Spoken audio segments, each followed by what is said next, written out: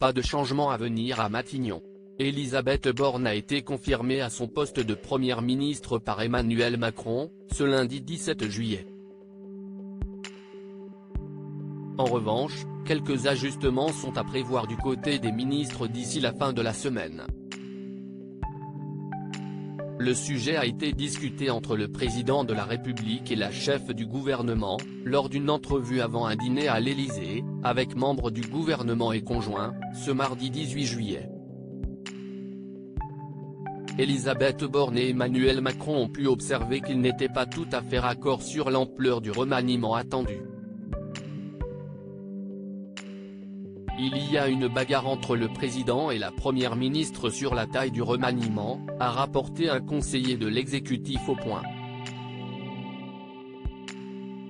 Maintenue à son poste, alors qu'elle aurait d'abord proposé sa démission, la première ministre, dont le compagnon reste mystérieux, serait décidée à prendre les choses en main. Elisabeth Borne a l'ambition de faire des changements pour montrer que si est elle, la patronne, a commenté un autre conseiller auprès de nos confrères. Macron n'est pas là-dessus du tout. Ça ne doit pas être Borne 2, mais toujours Borne 1, a-t-il ajouté.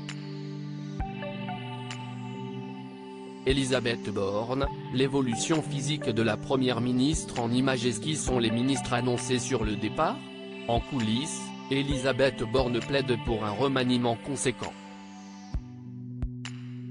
Plus il y aura des ministres changés et plus elle marquera des points, a ainsi estimé un communicant du gouvernement, auprès du Parisien. D'ici la fin de la semaine, le duo à la tête de l'exécutif devrait parvenir à un accord. Les probables évictions du gouvernement de Pape Ndiaye, ministre de l'Éducation nationale, ou encore de Marlène Schiappa et François Braun, ministre de la Santé, agitent les discussions. Nos confrères du Parisien indiquent également qu'Olivier Véran, porte-parole du gouvernement, et Franck Riester, ministre des Relations avec le Parlement, pourraient bien être sur la sellette. L'issue de ce remaniement est attendue entre ce mercredi et vendredi 21 juillet.